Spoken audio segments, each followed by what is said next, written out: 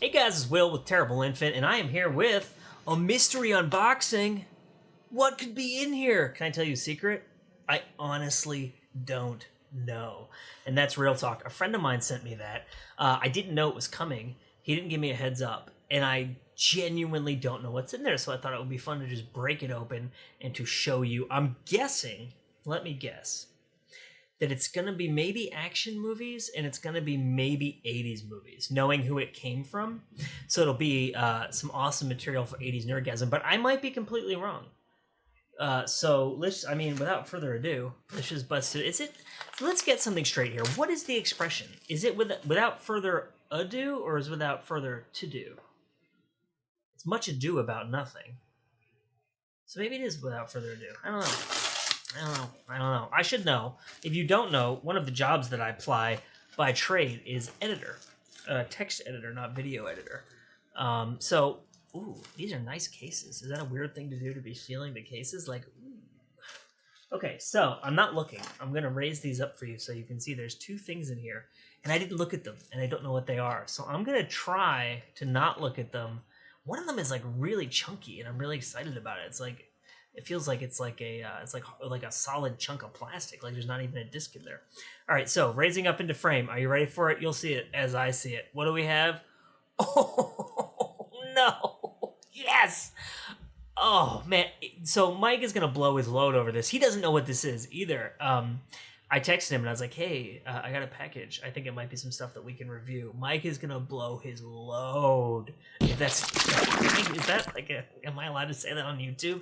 This is like one of Mike's all-time favorite movies ever, like top 10, no joke. Like he's got a giant poster of this movie in his bedroom, and I love like Universal monster movies, and as you know, this movie is very similar to Frankenstein, but it's also like really grotesque and hilarious. So it's like right up my alley too. If you don't know, I have like kind of a dark sense of humor, and I do enjoy like a good kind of slasher type horror movie.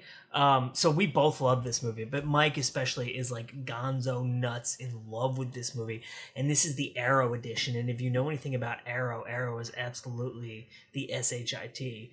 And they do awesome stuff with their releases, incredible bonus features. I just have to look. 4K restoration of the unrated version, 1080p presentation. Oh man, isolated score. That's awesome. Brand new commentary from director Stuart Gordon and some of the actors. Other audio, there's a lot of audio commentaries on here with actors, directors. A full-length documentary about the making of the film. Barbara Crampton in conversation. Yes, please. Oh man, this is incredible. There's like gotta be hours and hours worth of bonus features on here. Should we bust it open? Should we look inside and see what's in there? I don't know if I have anything to like open it with. Oh, hey, check this out.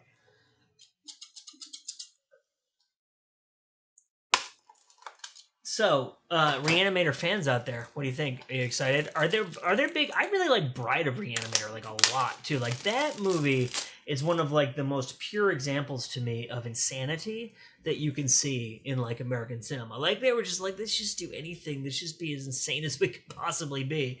And if you've seen that movie, you know what I'm talking about. Wow, hell yeah! Check this out.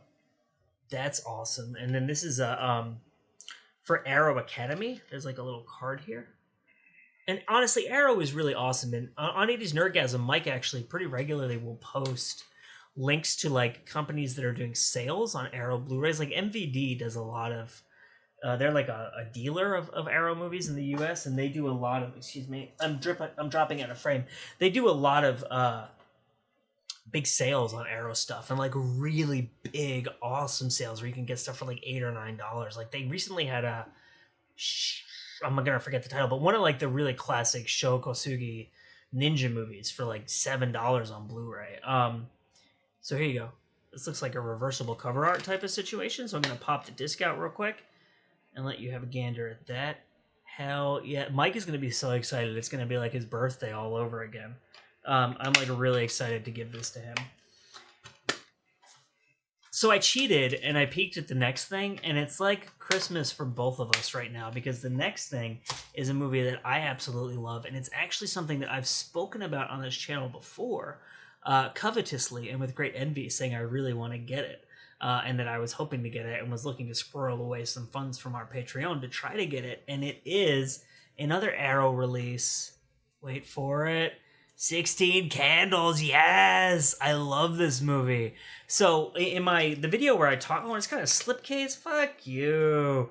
This is incredible. What? This is like, what am I doing? I'm like making these creepy sex noises about a coming of age movie. I should be placed in prison. I'm just so excited about this. So it's funny because, you know, I watched all the John Hughes movies, obviously, like a lot of people did when I was younger.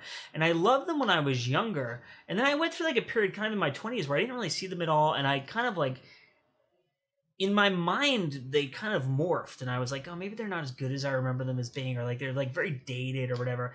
And I've come back to them as an adult.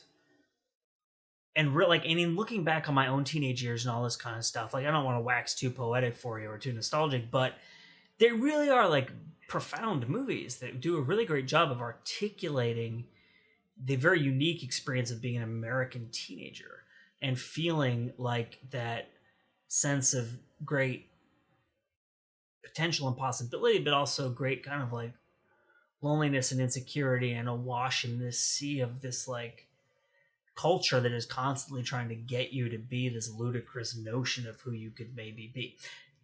I'm doing what I said I wouldn't do, which is waxing too poetic and too nostalgic, but are you kidding me? Look at this. So I got the Criterion Collection edition of that other John Hughes movie. Maybe you've heard of it. It's kind of obscure. It's called The Breakfast Club. And at one point it was behind me. Is it still behind me? Yeah, it's right here. Hey, check that out. Okay, so let's do a little... This is totally improvised. If I can get it. Can I get it? Can I reach back that far? I think I can get it. Yeah. Okay. So, yeah, dude, check this out. Reversible cover art. Hell to the yes. This movie and Pretty in Pink, I think, are just absolute like masterpieces of that teen romance, coming of age. I mean, obviously John Hughes kind of like genre, right? And I really loved those movies. I know it's like, I don't know. I don't want to get into whether or not that's a weird thing for me to say. It's like, but I do really love those movies, and I think they're really great. And I think the best coming of age movies are some of the best movies you will ever see. Like 400 Blows is a perfect example, right? And like Rebel Without a Cause, and like there's just so many amazing coming of age movies, like American Graffiti, even if you're into George Lucas and that kind of stuff. Interestingly enough, there's this little card for Limits of Control, a Jim Jarmusch film in here. When I lived in New York City, the Starbucks that was near my apartment that I used to go to write, and like I was like a freelance writer at the time, so I would go and I would write and like email with people and stuff. The guy who plays the lead in this, Isaac de Bancole, I think it's like a French African name. I don't speak any French, and I'm probably butchering the pronunciation of that.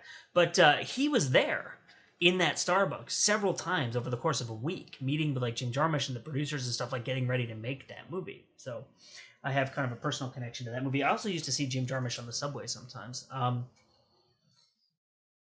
you go. Oh, I'm really like, I'm too excited for this right now, and I shouldn't be gushing this much about it, but I'm like, I've said before in a video where I talked about the Criterion Breakfast Club edition that I recently watched like maybe 40 minutes of this movie on Netflix. And straight up, I haven't seen this movie all the way through since I think I was probably about 20. And I remember seeing it on TV when I was in college. Look, there's John Cusack. He's so young. And I was blown away by like how good it was. And I know this movie has such a reputation of being so good. I mean, by recently, I mean like, this is probably like a year ago, but relatively recently. Yeah, I don't know. I'm really excited to watch this again. And so what I wanted to do, because I knew that this edition was coming out, was I wanted to kind of have a little mini John Hughes fest all on my lonesome and watch this and the Criterion edition of Breakfast Club kind of like back to back and talk about the special features and talk about like the image quality and like the packaging, the way that the presentation is kind of all put together. And now I could do that, and I'm super, super excited. There's so many special features on here. So this is a new restoration by Arrow Films 4K scan of the original negative, a 1080p presentation, theatrical version of the film, the Blu-ray premiere of the extended edition of the film with the cafeteria scene, newly remastered in high definition, original lossless mono audio. I love original mono audio tracks. If you ever watch Hong Kong Cinema Appreciation Society, which is a channel that I run about Hong Kong cinema, as you can see, I really like Hong Kong cinema. I really love those old school mono. I mean, there's just so much on here. I can't even begin to read it. It's like a little audio interview about the casting of the film, alternate home video soundtrack prepared for VHS and Laserdisc releases. I mean, it just goes on and on and on. And then, so here's the Criterion Breakfast Club. So, can I get a picture of my face between them? John Hughes, yay! Can I do that with Reanimator too? I'm having too much fun doing this. I'm starting to lose my mind with this this coronavirus thing. Just like being at home all the time with 2 young kids. So Reanimator, like I said, Mike's gonna lose his SHIT for that, and you just saw me cream my pants for 16. It's so creepy to say that because they're teenagers, but I'm talking about the movie, not about the actors. Seriously, I'm talking about the movie. I'm not a creep, I swear. 16 candles. A friend of mine sent me those. He's gonna get a huge thank you when I wake up tomorrow morning. My name is Will. This is Terrible Infant. If you've made it this far into the video, hey, subscribe. That would be awesome. Thank you so much, and we will see you next time.